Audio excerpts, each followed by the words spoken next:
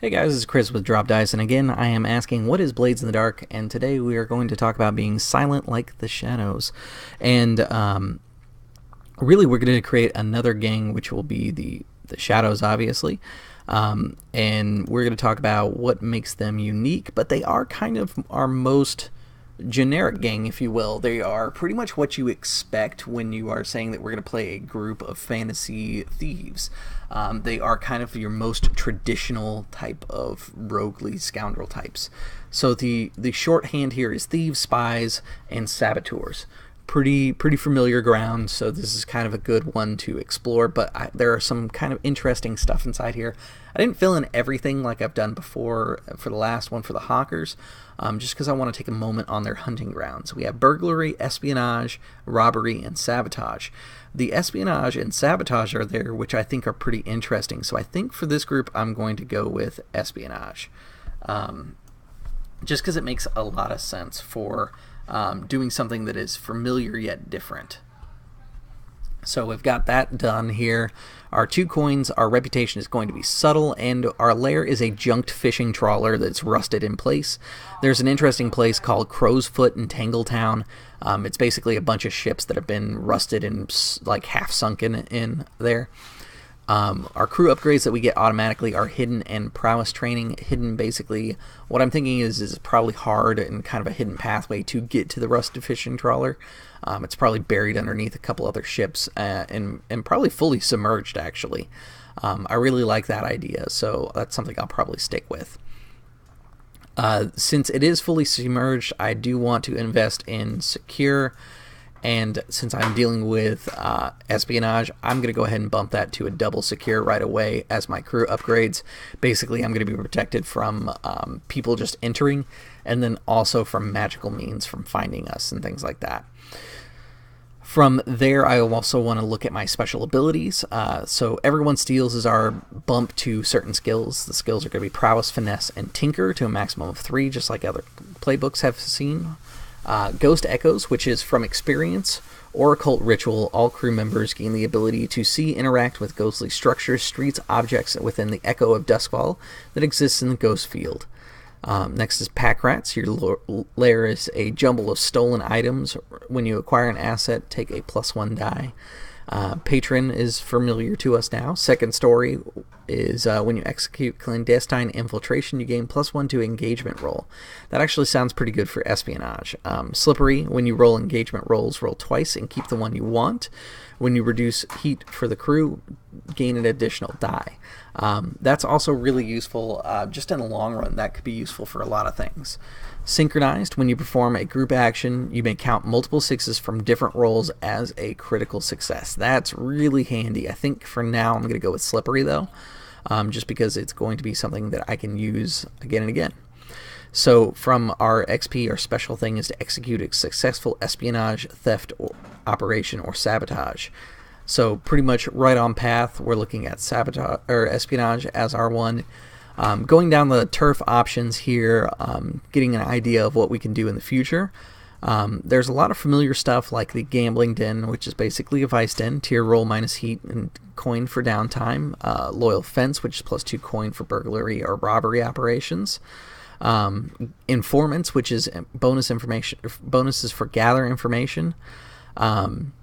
Hagfish Farm is really cool. It's a body disposal. You get +1 die to reduce heat after killing, which can be very handy.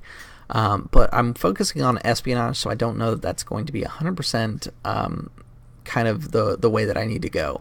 There is Covert Drops, which is +2 coin for espionage and sabotage. That'll probably be the first thing that I invest in. From there, I may look at Secret Pathways, which is +1 for engagement rolls for stealth plans. Lookouts is pretty common. Interrogation Chamber is +1 die on command and sway and sight.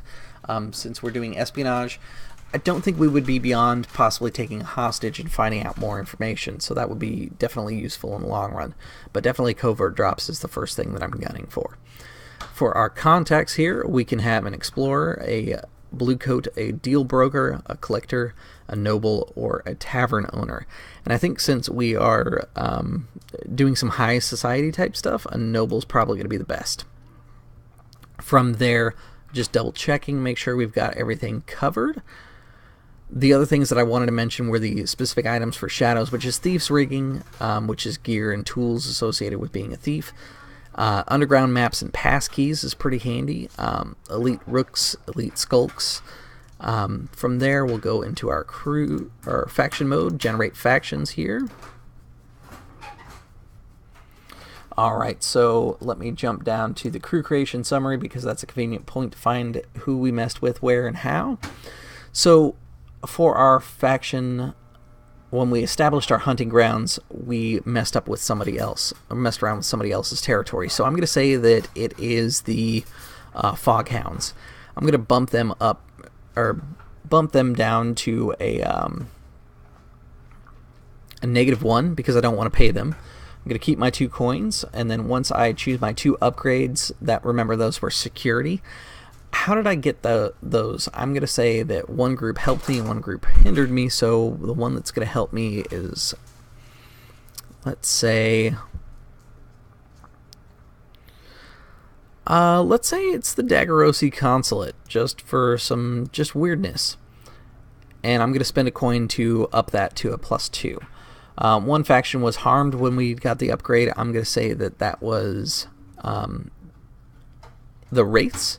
I'm going to drop that down to a -2 because I don't want to spend any coin there. I'm going to, after choosing my contact, which, remember, our contact is the Noble, we're going to think about who's going to be a +1, -1 from the Noble. And I'm going to say that in that case, it's going to be members of the Church of the Ecstasy for a +1, and a -1 with the Red Sashes. I don't want to bump that to a +2, -2. We're just going to keep that as is. The Wraiths, we are pretty close to war, so I may want to kind of watch how I handle myself with the Wraiths in the future. And that is the quick and dirty on how to make Shadows.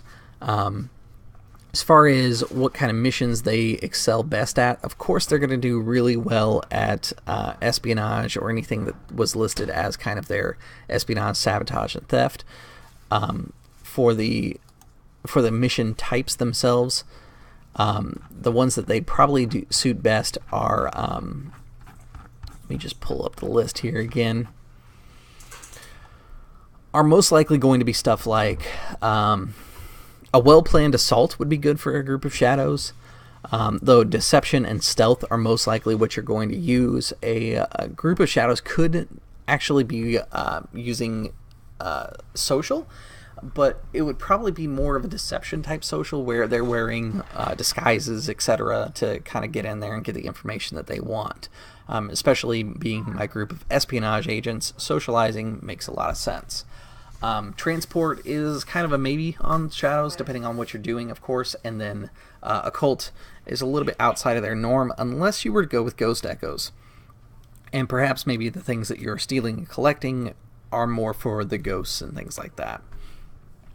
Which, if that's the case, what I'd recommend is taking the Hawker's, let me pull it up here, Ghost Market, and adding that to your character sheet for the Shadows and using Ghost Echoes, because then you have kind of a whole new market to sell things to and get things out there. So being a mix of Shadows and Hawkers could really benefit you in the long run.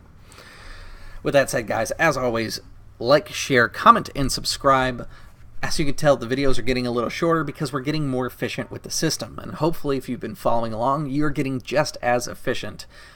For today's recommendations, I have Richard Rogers, who has a whole bunch of information available for you guys just about Blades of the Dark in general. You can find him on Google+. And then the other one that I would recommend is Andrew Shields' WordPress, which is called Fictive Fantasies. He has multiple different games on there, a bunch of just papers that he's written about Blades of the Dark, theory, how to make a game match for certain concepts and things like that. It's really in-depth and really intriguing. So if you like my content where I talk about details a little bit more deep, but you want it specific to Blades in the Dark, I would definitely check out Fictive Fantasies because that is the kind of thing that you're going to find in there. It is written format, so you're going to be reading instead of a video, but it's well worth the investment. With that said, guys, thank you for tuning in, and as always, I'll see you at the gaming table.